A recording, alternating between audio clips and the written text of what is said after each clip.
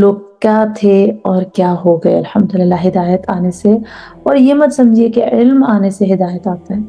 علم اور ہدایت are not directly proportional, because جتنا جتنا علم آتا جائے گا ضروری نہیں ہے کہ آپ کو اتنی اتنی ہدایت بھی آتی جائے، کیونکہ قرآن میں اللہ سبحانہ تعالیٰ فرماتے ہیں کہ ان کے لیے ہدایت زیادہ مشکل ہو گئی تھی جتنا ان کا علم آیا.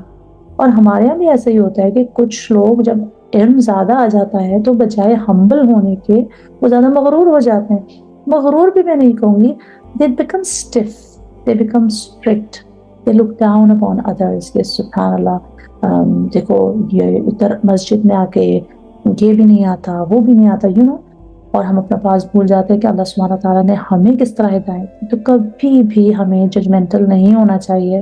یو نیور نو کہ ان لوگوں کے دلوں میں یا ان لوگوں کی زندگی میں کیا چل رہا ہوگا، اور وہ کتنا دل سے اللہ سبحانہ تعالیٰ سے ہدایت کی طلب کرتا ہوگا.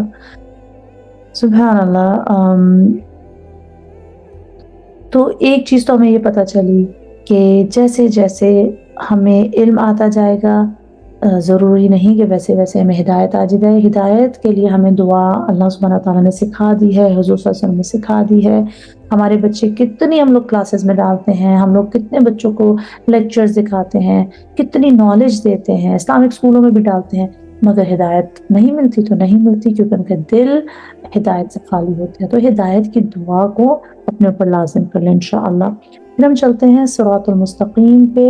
ایک کیسا راستہ، صاد راتا، یہ ایسا راستہ ہوتا ہے جو کھلا ہو، کشادہ ہو، جس پر چلنا آسان ہو. اور میں نے آپ کو بتایا جس کا کوئی آلٹرنیٹ راستہ نہ ہو، جس طرح کہ سبیل، طریق، فجا، شارع یہ سب استعمال ہوئے ہیں.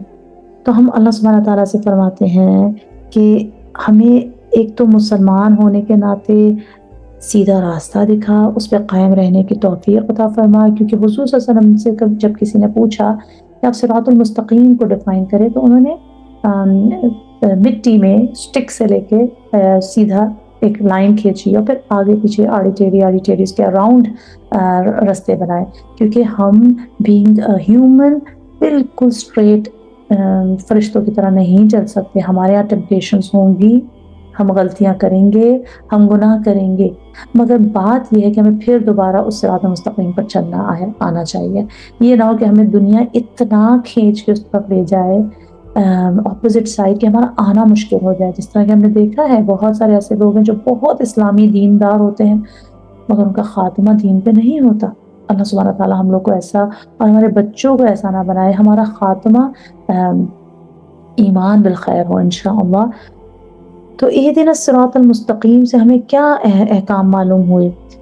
کہ سب سے پہلی بات تو یہ کہ ہم سب کو دعا مانگنی چاہیے کہ ہم سیدھا راستہ منزل مقصود تک پہنچا دینے والا ہمیں یہ ہدایت دے. سیدھا راستہ بس جنت تک ہمیں پہنچا دے اللہ، انگلی پکڑ کے انشاءاللہ.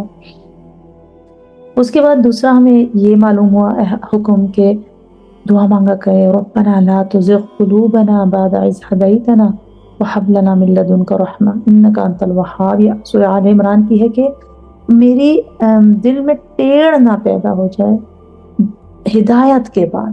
کیونکہ عموماً ہدایت کے بعد ہی زیادہ لوگ جو ہے نا، شیطان بھی تو علم کے بعد اور اتنا ہدایت ملی ہوئی تھی تبھی تو وہ بھی اکڑ میں آیا. تو اسی طرح ہم لوگ بھی جتنا جتنا ہمیں ہدایت آتی جاتی ہے، جتنا جتنا علم آتا جاتا ہے، ہدایت کی بھی دعائیں مانگا کہ ہمیں دل میں ٹیڑھ نہ ہے. حضور صلی اللہ علیہ وسلم دعا فرماتے تھے یا مقلب القلوب ثبت قلبی، اے دلوں کو پھیرنے والے مجھے ثابت قدم رکھ، میرے دل کو ثابت قدم رکھ علی دینک، اپنے دین پر.